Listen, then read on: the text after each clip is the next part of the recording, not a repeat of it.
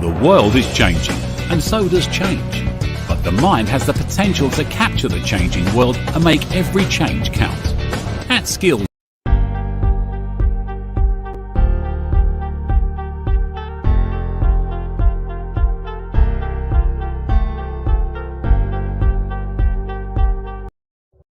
the world is changing, and so does change. But the mind has the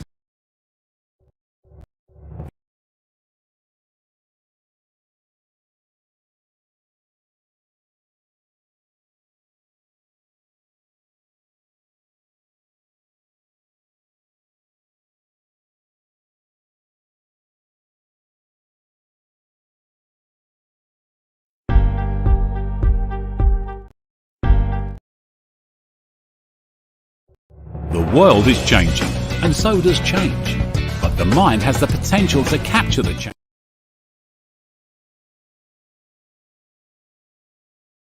The world is changing, and so does change. But the mind has the potential.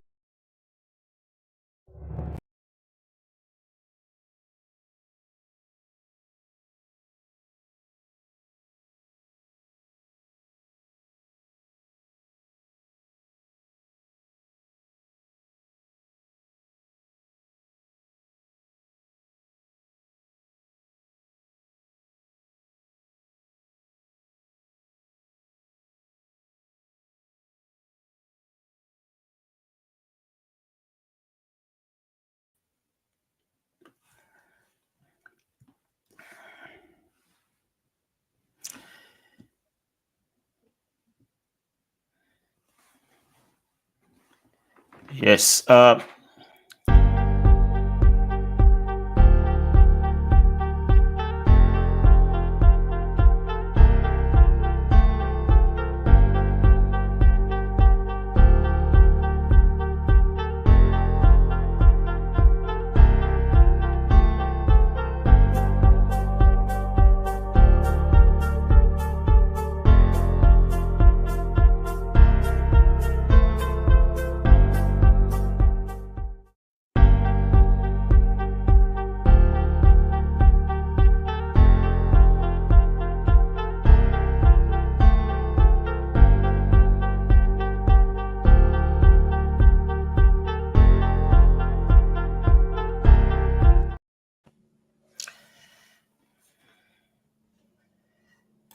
Welcome, everyone. Welcome and greetings to you all. We are thrilled to have you join us for this live session of the exclusive and transformative Skills Mindset Masterclass, hosted by Skillsmindset. We are eager to embark on this journey together as we delve into the power mind results of experienced experts. Together, we will uncover and enhance the opportunities available to everyone in the areas of skills development, business progression, professional growth, and leadership. So let us know where you are joining us from. Let's just know where you are joining us from so that we can acknowledge your attendance today. Yes, if you're joining from Facebook or from LinkedIn, and as well, if you're joining from YouTube as well, please let's just know where you are joining us from. It'll be great to know where you're attending this masterclass. So, but you are welcome. You are really welcome, and we appreciate you that you are here. All right.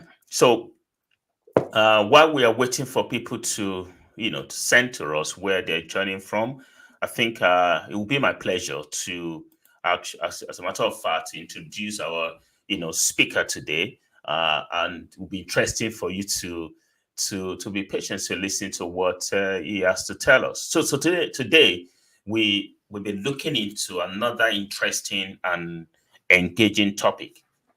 We are talking about the systemic approach and leadership. Once again, it is essential to have the knowledge of someone, profoundly experienced in this field to discuss this topic. Therefore, I am pleased to announce that Temi Afolabi will be joining us this month for the Skills Mindset Masterclass. where he will share his valuable insight with us. He's a highly experienced mechanical engineer with a diverse educational background. He holds degrees from the Kingston University, Cranfield School of Management, and has specialized study in business sustainability from Cambridge University. Temi is currently serving as a systems and infrastructure leader while also dedicating himself to fostering entrepreneurship and providing strategic counsel for small business. As a visiting lecturer at Southampton Business School. Temi, welcome. Thank you very much. It's to be here, and good evening, everybody online. Thank you. Thank you. So I think part of what you will be discussing with us today, Temi, will be around the understanding of what systems approach is about and how it can be used to solve personal and business problems. And then, of course, perhaps what steps should be taken, when applying this approach, and much more. I know you have prepared for us. So, friends, without wasting time, we are delving into the business of the day as we have our guests ready to unravel the benefits and the importance, the understanding of what systemic approach is about. So, Temi, you got the floor. I think you're going to be speaking for some time, maybe 30, 40 minutes. And then, of course, we will have time for question and answer. And then, of course, people will be able to turn in their questions where will you be able to attend to it. So you got the floor, you got the mic. Thank you. Thank you very much, and good evening once again, everyone. And by the way, I've got a cold, so if I'm coughing in the background, apologies for that in advance. But it's good to be here this evening, and thank you for inviting me, Gbenga. I'm delighted to be here. So tonight I will be talking about systems leadership and systems approach, particularly how this can be linked to resolving the global challenges that we face at present. I will give you a little bit about my background and why systems. So I am a mechanical engineer by background. As Gbenga mentioned earlier, I spent the initial phase of my career working as an asset engineer, leading lots of infrastructure upgrades, maintenance, renewals, portfolio programs across the rail infrastructure. So I was an asset engineer responsible for maintaining quite a large portfolio of work, which include a lot of renewals as well. Following on from that, I've worked on several infrastructure projects in the UK as well. So Thameslink program, for those who live in London, I know understand South East London very well. So I worked on areas like Blackfriars Station, City Thameslink Station, Farringdon Station.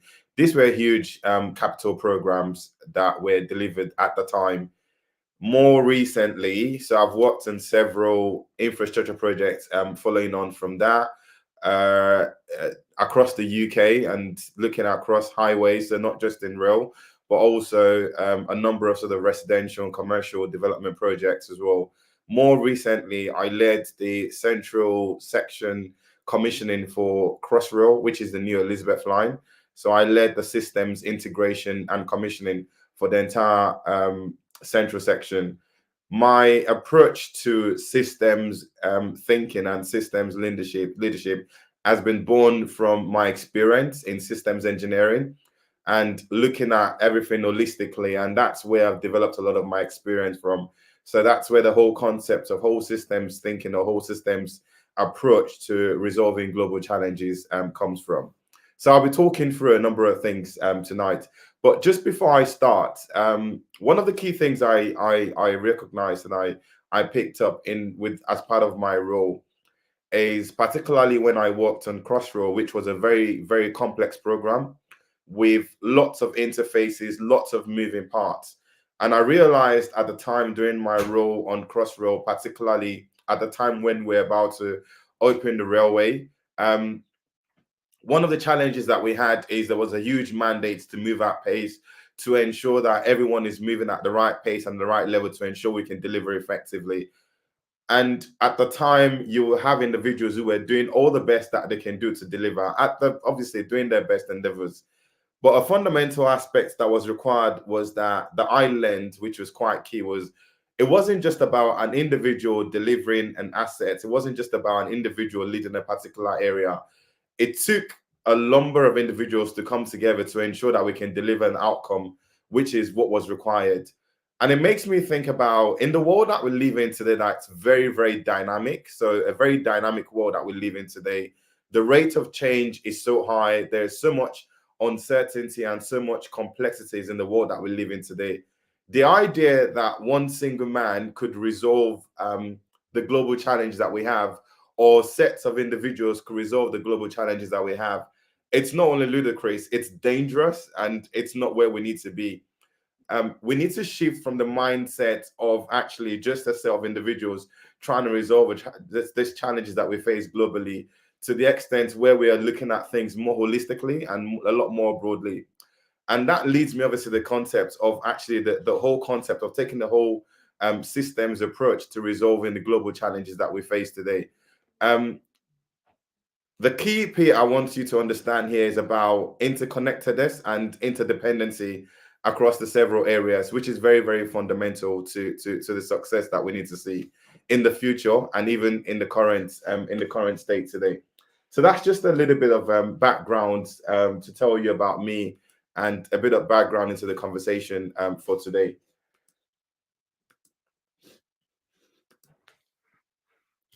So I'm just trying to move my screen. Okay, so a number of key things I would touch on today very quickly. So I want to examine very quickly the challenges, responsibilities, and opportunities for leaders to contribute to addressing the big global challenges that we face, whilst also shaping, communicating clear strategies, ensuring alignment, and fostering a shared vision across all stakeholders. I also want to talk about how a generation of system leaders can really drive positive change across a number of sectors, including areas such as economic empowerment and community development as well. I would also give you some insight into how individuals can leverage their positions of influence to create positive and lasting change on a broader scale. And the last one is about how do you set ethical standards, ensuring leadership by commitment. So not leadership by ego, but leadership by commitment and operating with integrity. And discuss obviously the need to lead by example and promoting the culture of accountability and transparency as well. So these are really fundamental aspects. As I said earlier on, the world is changing. The world is so different. We've had COVID, which hit the world, COVID-19 hit the world so hard, and everything has not gone back to normal. The world has changed. The world is so much of a different place. We've got inequality, there's poverty, there's climate change, which is a very, very big challenge. And there's a real push around sustainable development as well. In the midst of all of these challenges, we also have issues such as unemployment, we've got resource scarcity, and we've got some real environmental degradation and challenges as well. So across the world today, we face some big challenges that we as leaders and individuals and businesses need to come together and think about actually, how do we resolve these challenges? And I strongly believe that the key driving forces to resolving the global challenges that we have today, it's about businesses, organizations, and finance coming together to work together to find a lasting solution. If you recall what I said earlier on, the idea that one single sector, one single set of or a set of individuals could resolve the global challenges we face today is very dangerous. It requires all of us coming together and working together to ensure that we can address the challenges that we face. Just talking about the global economic challenges again. So this just gives you, this is a report from the World Economic Forum. So this is the Global Risk Report 2024. So very, very recent. That came out earlier on this year. And you can see lots of different challenges such as natural disasters. You've got chronic health conditions across the globe. You've got inflation rising, so economic challenges. You've got infrastructures which are degrading. So lots of infrastructures that have been built over time, and obviously the assets are degrading. You've got social polarization as well. So we've got some big challenges across the globe that we've got to think about how we resolve. And for me, the reason why I'm talking about the challenges, it's not about focusing on the challenges, but it's about this is an opportunity to create real change. It's an opportunity, it's a welcome opportunity to actually say, actually, how do we resolve these global challenges and create meaningful change across the globe? The risk landscape, the current risk landscape is always very high. So as I said, we've got extreme weather conditions. AI, the emergence of AI means a lot of things, and really, really critical for leaders to focus on as well. Society and political polarization, as I said, the cost of living crisis, it's across the globe. It's not just the UK. So for those who live in the UK, it's not just the UK, but the cost of living crisis spreads across the globe. And then we've got cyber attacks as well, which is ever prevailing now more than ever. So some big risk landscapes that we've got to sort of assess and focus on, with the biggest one being, the biggest threat being the extreme weather conditions, which is climate change. That has to be the top agenda for every leader now and every business, every organization. Just to give us a bit of insight, so when I talk about the extreme weather conditions, so the IPCC targets that has been set obviously to close to 1.5 degrees Celsius, and that means the global emissions or carbon dioxide need to fall by 50% to 2010 levels by 2030. So that's basically in 6 years. We've got to see that sort of real like rapid fall. So quite a lot to do in a very, very short space of time. And we've got to reach zero by 2050, which is 26 years. And that's literally around the corner if you think about it. So every degree matters. It matters. It counts significantly. 1.5 degrees is very painful. 2 is dangerous. And then when we get to 3, that's even disastrous. If you think about the challenges we've just been through with COVID, and the way it changed the world and the challenges that was created for lots of individuals, lots of businesses, lots of families, it created a real challenge for the global economy, which we're still recovering from, as I said earlier on.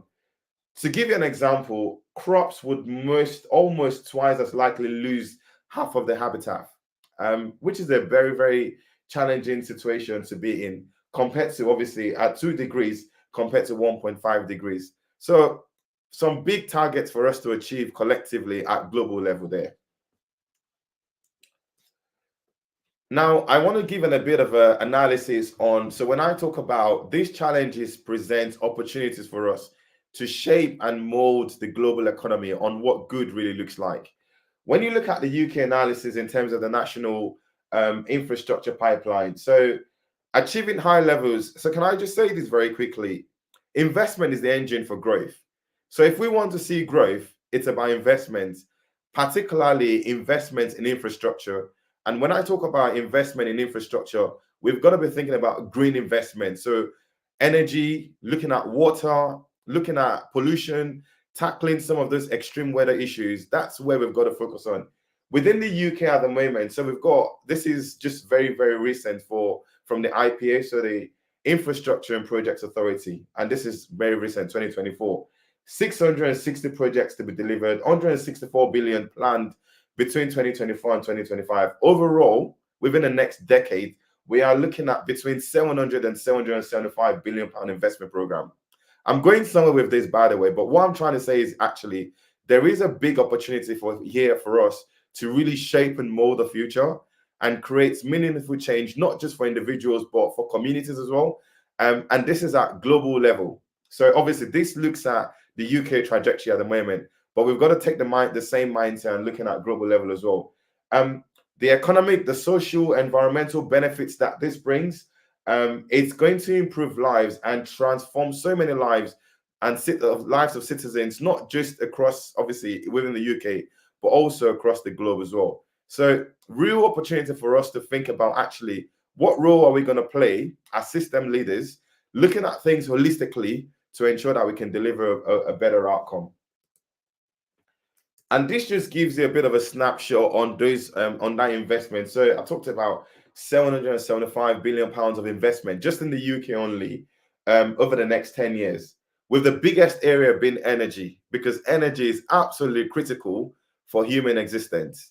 So energy has got the biggest investment there, and that's no surprise. We've got areas such as transport infrastructure, social infrastructure, and there are other areas there where obviously there is a huge planned investment. And this is just a UK example, not to talk of when we then look at the global. What does this mean at global level? Where does whole systems thinking come into this? So I started there on looking at obviously the challenge that we face across the globe, and the challenge that we've got to resolve. And I want you to imagine a world where everyone has access to water, to land, to food, like the basic amenities that you need, particularly in countries like Africa, where they don't have access to the most basic needs of society. Imagine a world where obviously, and there's zero pollution, and we have access to everything that we need. I strongly believe that this is possible. We can achieve this, but it requires everyone coming together. So this is about, when I talk about everyone, this is about businesses, about finance, about government, and leaders across organizations and across sectors across the globe coming together to resolve a world challenge. And I strongly believe that coming together is just the beginning. It's just a start. But the real success can only happen once you and I, and collectively, we understand the individual and collective efforts that we have to play in resolving those global challenges. Now, to resolve those global challenges, it's not straightforward. There are several factors that needs to join together. When you look at the investment that needs to be delivered, it tells you actually this is quite enormous. And for us to deliver that investment, firstly, we've got to be seeing and acting from the whole. So it's really important and fundamental for leaders to see and act from the whole. So taking a holistic view on everything that needs to be done, not just looking at one particular area or very, very narrow focus, but it's about taking a holistic view so that we can shape a brighter future. The second one is about creating conditions for the whole coalition to come together. So the job of leaders is to make sure that people can function effectively.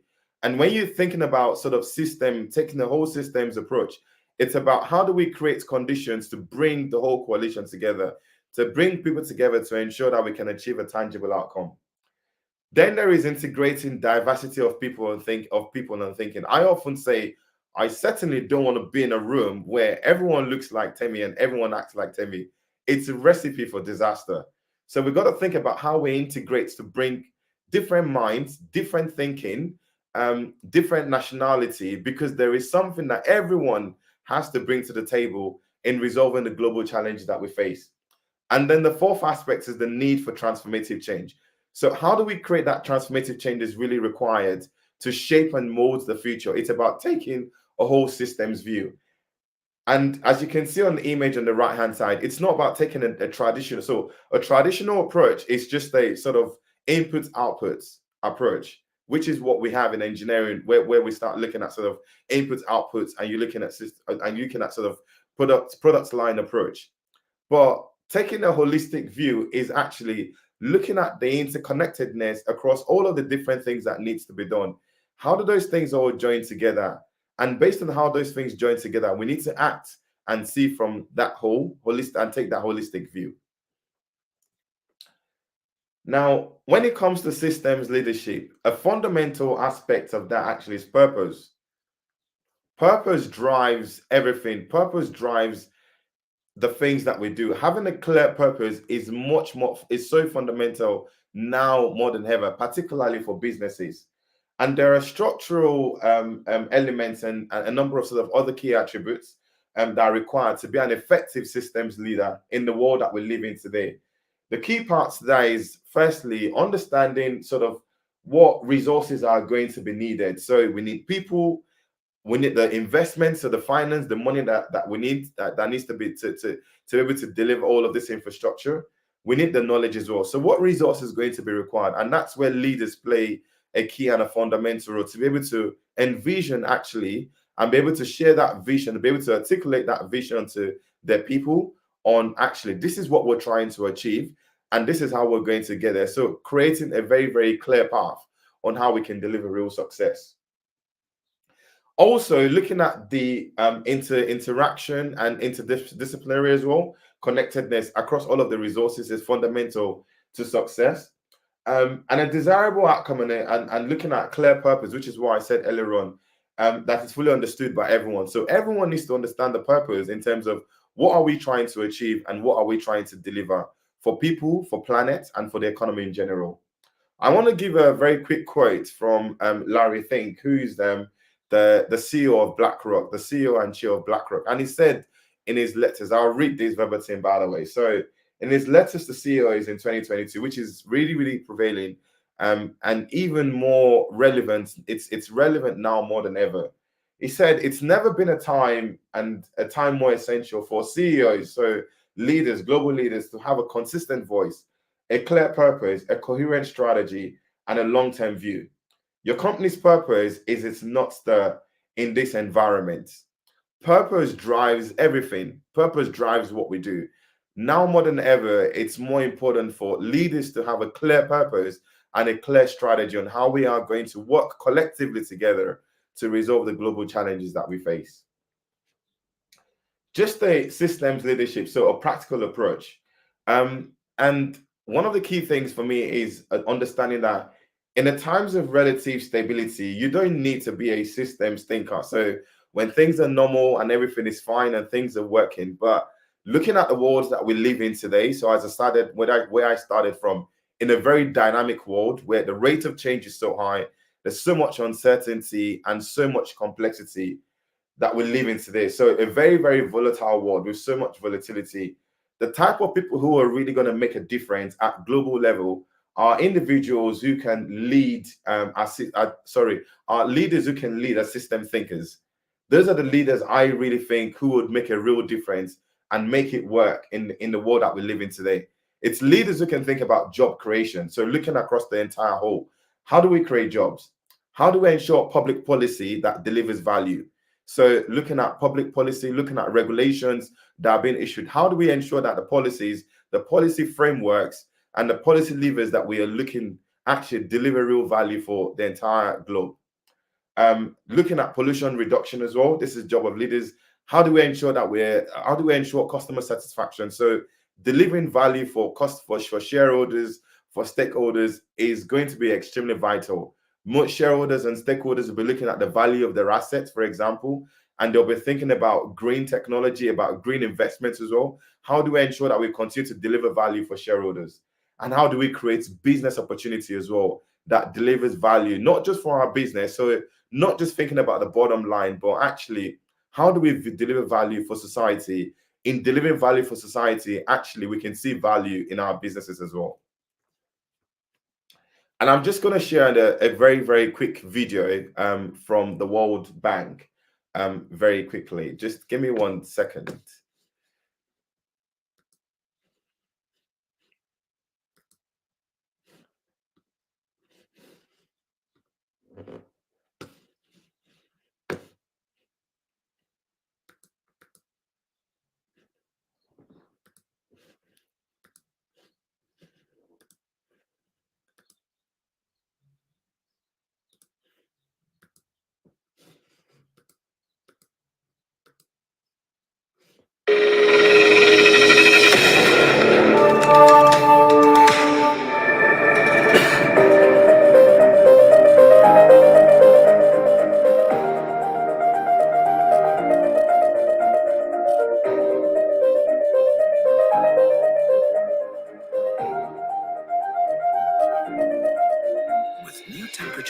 Being set, climate change is at the forefront of African Development Bank strategies.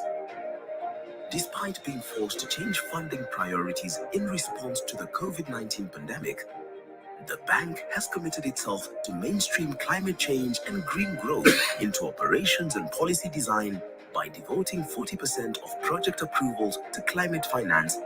In 2020, 88% of all projects were based on climate-informed design. Working hand in hand with the Global Center on Adaptation to launch the African Adaptation Acceleration Program in 2021, the African Development Bank has set a goal to double its climate financing to $25 billion for adaptation by 2025. But adaptation alone is not enough. Mitigation also matters.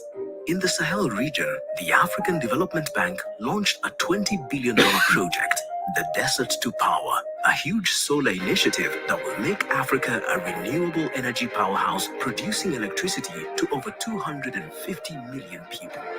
In Senegal, a project financed by the African Development Fund, the concessional window of the African Development Bank Group, and the Global Environment Facility is not only restoring ecological balance to Lake Gayas, it is also improving access to abundant supplies of clean water. Through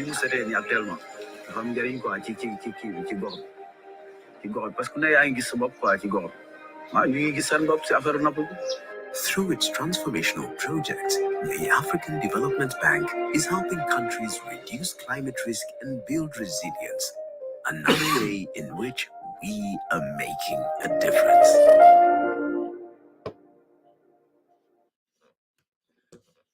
Thank you. I just thought I'd share that very quickly. So that's a very fantastic example on the work being done by the African Development Bank.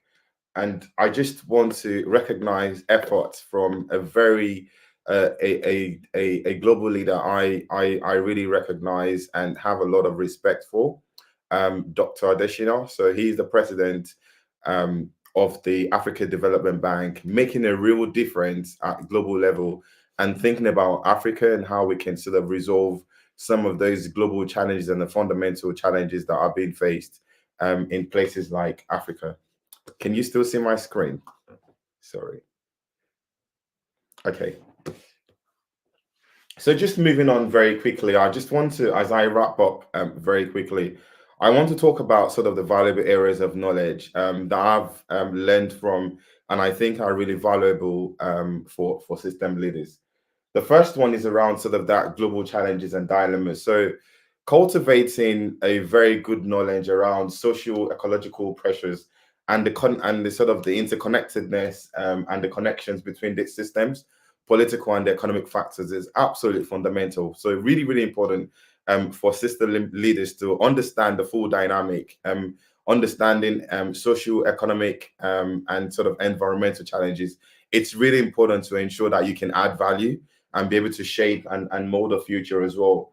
Interdisciplinary connectedness is also, as I mentioned earlier on, so it's really fundamental because you're not just looking at one particular area. There are lots of different interfaces and interconnectedness across infrastructure, just as an example, that needs to be merged and needs to be aligned together. So real coordination and real alignment is really fundamental.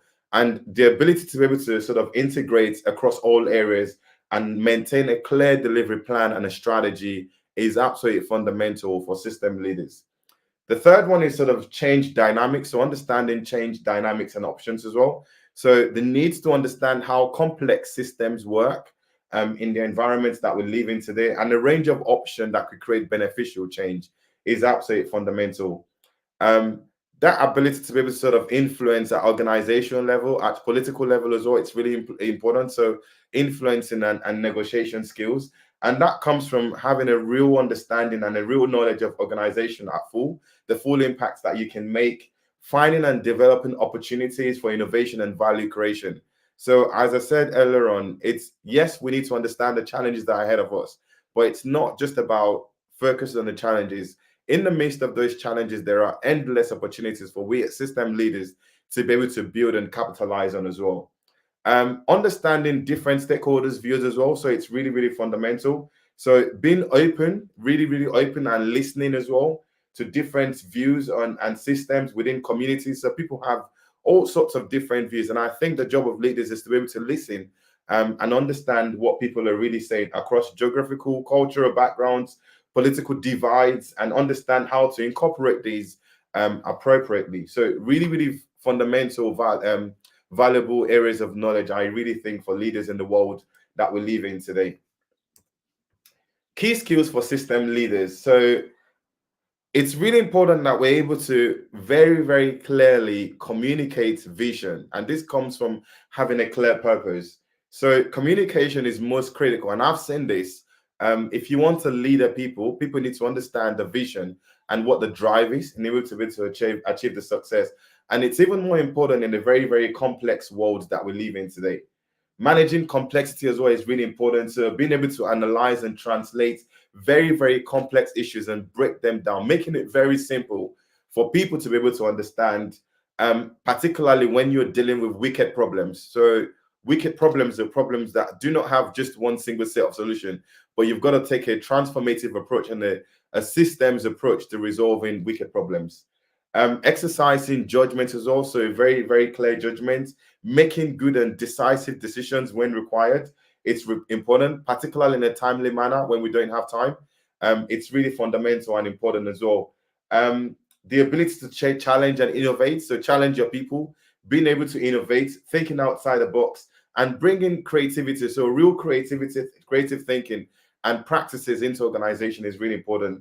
That long-term thinking. So the time is long gone where we're just focused on short-term. So short-termism is very, very dangerous. We've got to take a long-term strategic view, particularly with the challenges that we face at global level.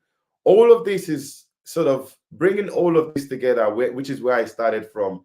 Owning, seeing, and acting from the whole is really, really important, whilst not discounting the future as well. So looking at the present, owning, seeing, and acting from the whole, and then do not discount the future as well, because that's really, really fundamental.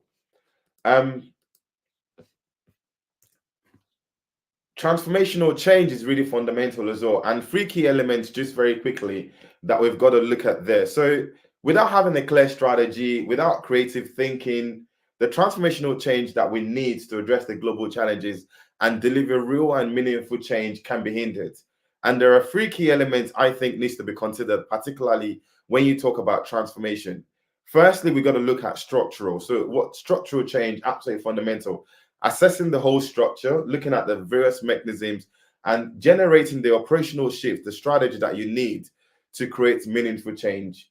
Looking at the systems as well, so systemic change, which is basically taking a holistic view or holistic approach, assessing the change and creating innovative system as well. And the last one is the cultural change, really fundamental in the world that we live in today, creating that sort of new social norms that's required to drive positive change, and thinking about how do we bring individuals, how do we bring teams, how do we bring communities together to inspire, accelerate, and transform so that we can deliver real and meaningful change. Now, just my own personal reflections from a leadership perspective. And this is a quote from Viktor Frankl. And it says, everything can be taken from man but one thing, the last of human freedoms. To choose is one's attitude in any given set of circumstance. We have the freedom and the opportunity to choose and to consider actually how are we going to shape the future. But I strongly believe that we've got to put ourselves in other people's chairs and put ourselves in other people's seats to understand actually what other people are going through in order for us to make meaningful change. This is really important and fundamental in the world that we live in now more than ever. Avoid a blind drift into failure. So this is really key. And the first one is normalization of defiance, which is when a particular way of doing things becomes the norm. And it's a very, very dangerous place to be, because actually it's working into a very, very dangerous place. Frames becomes blinders, processes becomes sort of routines, relationships are broken, they become shackles, and values, there are no positive values across organization, they become dogmas. So avoiding that sort of blind drift into failure and just accepting the status quo, it's very, very dangerous. Then there is the active inertial trap as well, which is obviously ever prevailing now more than ever and needs to be avoided. And understanding how you frame problems. So I talked about wicked problems. Understanding how you frame problems is really essential in the world that we live in today. So tame wicked, critical problems. How do you frame those problems and how do you resolve those challenges as leaders? Perspective is everything. Perspective is everything. So strategies under uncertainty. Firstly, I invite you to shape the future by playing a leadership role and setting real standards actually on what leadership really looks like. Adapting to the future by choosing to win. So we choose to win together through speed, through agility, and through flexibility as well. So being flexible and being able to adapt to change regularly is really important. But also the third bit there actually is reserve the right to play. We all have a right to play. We have a role to play. which is where I started from earlier on today. We have a role to play in resolving the global challenges that we face. And that comes by investing sufficiently to stay in the game, but avoid premature commitment. So leadership by commitment, not by personal ego, not by personal gains, but actually by commitment, by saying, I'm putting my skin in the game because I want to deliver real and meaningful change. As I wrap up, this is really important. So having the right attitude and having the right mindsets is absolutely fundamental. I strongly believe that in the world that we live in today, technical knowledge and technical ability is 5%.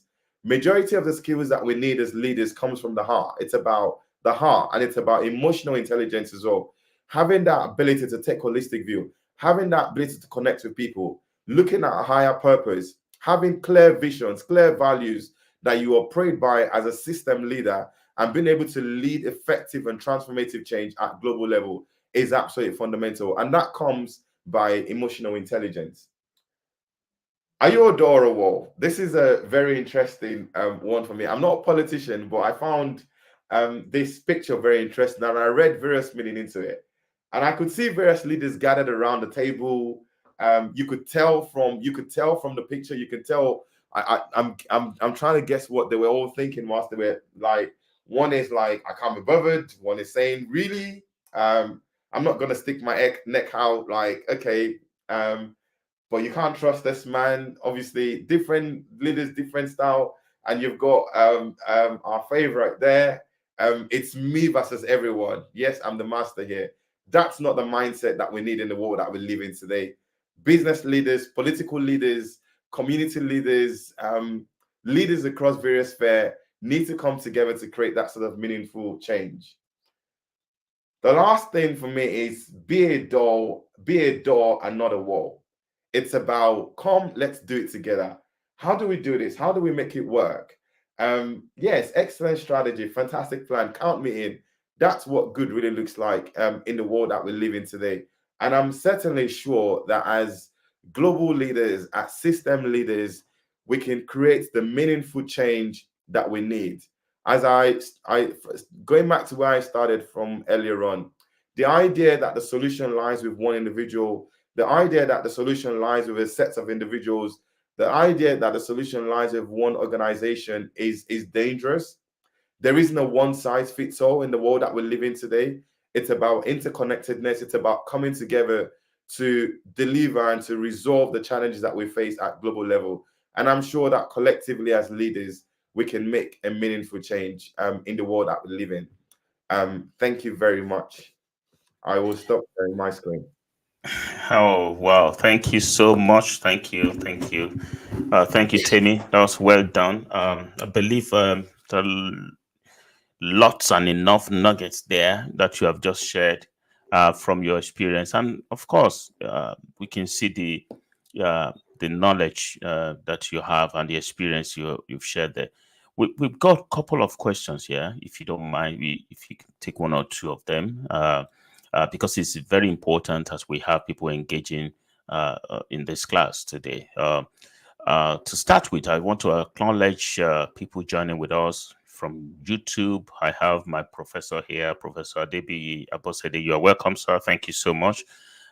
Thank you. I have Akin Allen, a good friend, also in the house, and some people joining from Facebook. Facebook, we have Olufunke Adams and Princess Croft, and so many others joining from LinkedIn. And also, yes, thank you so much.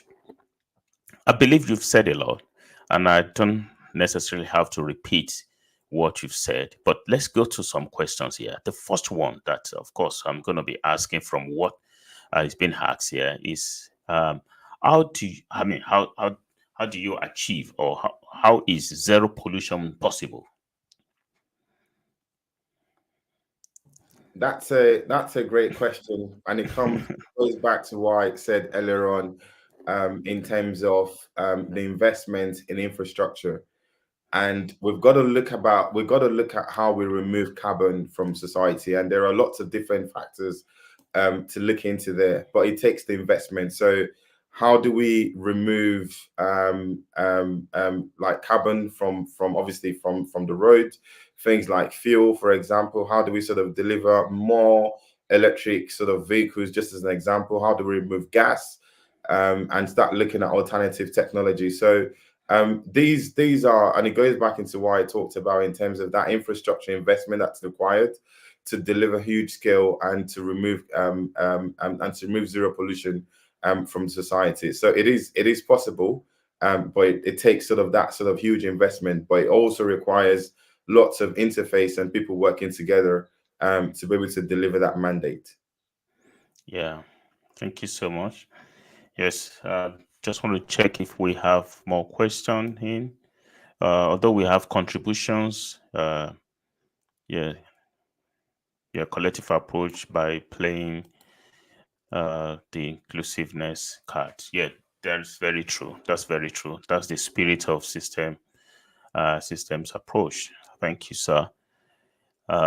We also have some contribution here saying that, okay, let me just start from here. In terms of leadership.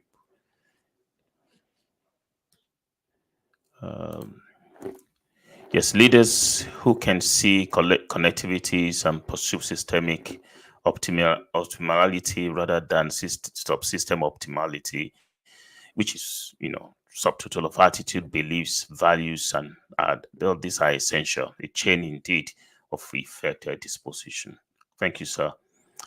Leader must have the vast in the dynamics of the environment and, of course, where he's operating. Goodwilling, to synergize. Thank you. Yes, that's very true. I don't think I have any other question coming in here yet. But again, thank you so much, Temi. I know you take your time out to attend this today, and we're really grateful, and we want to thank you for what you have shared. It is very important. I just want to say this, because I always like to bring things down to the basis, because I like to deal with people. I like to ensure that people can, be better off before they can launch out and see things in a clear perspective. Because you mentioned something in your presentation that clarity is key. Perspective is also very important. So I'd just like to want you to please say a few things about how do you therefore directly apply, system approach to one's personal, problem. I mean, personal, life. How do you approach that? Because why I'm saying that is that we all have different parts. People are balanced because we are of different parts, and if all your parts are balanced, you should be fine. But if one area is imbalance, then why is it that people tend to focus more on that and thinking that that is enough to therefore describe their performance or their state of progression in life, which is really not true. For instance, your financial area or your spiritual area or your business area, your relationship, when you look, I mean, to place a man in terms of progression and growth, you got to look at the whole aspect and see what it is that you can borrow from one area or one aspect to another area to leverage on it and then progress. Like, why is it that people tend to look into one area, maybe subsystem or a part of it, and then thinking that they can therefore present an outlook of who they are, which is not going to be in the spirit of system approach. So how do you approach, how can system approach, how can individual use that to enhance their quality of lifestyle? I guess so. One of the key things I said earlier on when I started was there are lots of global challenges that we face today, and I think as individuals, so I'm talking down to individual level now. I think it's about understanding what role do I have to play, and in sort of answering that question, it's got to be with a mindset of I need to add value. So I need to be someone who is adding value, and I'm sort of like giving back, which is fundamental, because that's where real success and real benefits comes from. It does require mindset change, and it does require mindset of service as well. So service to your community, service to your nation, and service to family as well. But I think the fundamental part there is understanding in the midst of all of those global challenges, we certainly have a role to play. Everyone has a contribution that they can make. And it doesn't matter how small that contribution is. I can assure you that once you're able to shift your mindset to, I have a role to play in this, I have a role to deliver in this, the opportunities are endless, but it's about taking that view of understanding what role you have to play, but also not looking at things short term, taking a sort of long term view as well. As I said, and just lastly, the last comment I would make is and I know I've said this on a number of occasions, in the world that we live in today, which is a very, very dynamic environment with the rate of change, which is so high, so much uncertainty, and a complex world. We don't need heroes. We don't need people who are going to be heroes. We need radical interdependence. And that comes with understanding the role that we are going to play as individuals. And I think that's where real value can be added and delivered for you as an individual. Thank you. Thank you so much. Thank you. Yes, that's very true. Thank you so much for that. Again, we are coming to the end of this because we our time is fast spent. But I just want us to understand that why I brought that question up so that we know that this is not all about looking at the complex organization or project or problems. It's also about personal life. You can apply this to your personal life. You can apply it to your business. You can apply it and look. I mean, use it to analyze the performance of your business. Look at it. Use it to apply to your relationship and all that. And of course, the need to identify the difference in people is also the need to the beauty of understanding the different problems and challenges that we have, particularly when we are coming together to make something. If you want to bake a cake, you can come together with different ingredients to make that cake. It's not a cake if you come with different, or the unit of, and I mean, the different ingredients would not be cake in itself, but until when they come together, let's make a pie. You will all come together, bring something to the table, add value, bring your talent, and of course, appreciating the difference in people and knowing how to, manage that is what leadership would then be. So a system leader in that context is someone who can, understand and influence complex systems, such as organizations, community, like you said, ecosystems. They can foster collaboration, innovation, and of course, learning among diverse, different people, stakeholders, and create positive change for the common good. Friends, I think that is what the whole essence is about today. So we will be wrapping this up in a minute, but let me just make this comment from what I'm looking at in systems approach. Ranking or prioritizing the subsystem may be necessary so as to apply good goal programming. Thank you, sir. That's very thoughtful. So there are so much to learn here, but we have limited time. We can't unfold the whole concept here.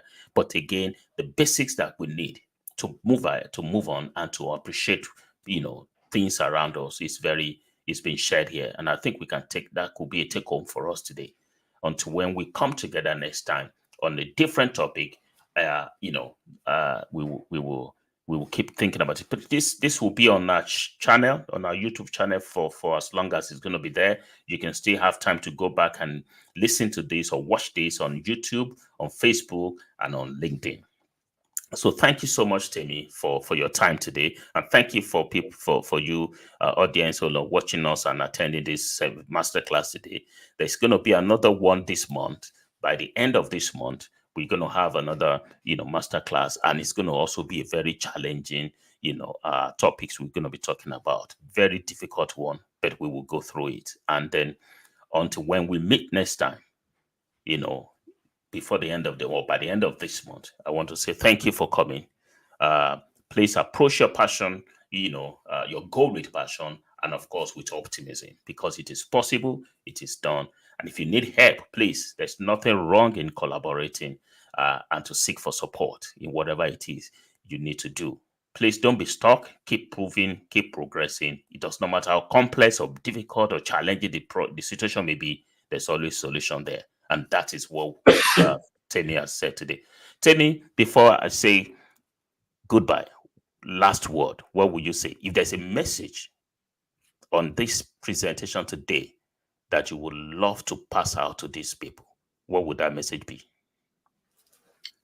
I would I like to re-echo some of the things I like to re-echo words, and if there's a message that I would pass out to there is, again, in a world as complex as the world that we live in today, with lots of challenges, and you can see the challenges, but in the midst of those challenges there are endless opportunities, so many opportunities. I welcome every single one of us, and I invite us to think about, actually, what role do I have to play in creating a meaningful change that would shape the future. So I invite us collectively together, that we don't act as heroes, because heroes are individuals who are so siloed in their thinking, but let's think about servant and transformational leadership principles. And so I welcome us together to work together and create meaningful change. So as I said, we don't need heroes. We need radical interdependence. So let's work together as one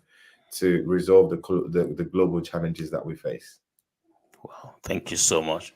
Thank you. And on that note, I want to say thank you for coming. Thank you, Temi, for sharing your experience and your knowledge. We appreciate you, as you know.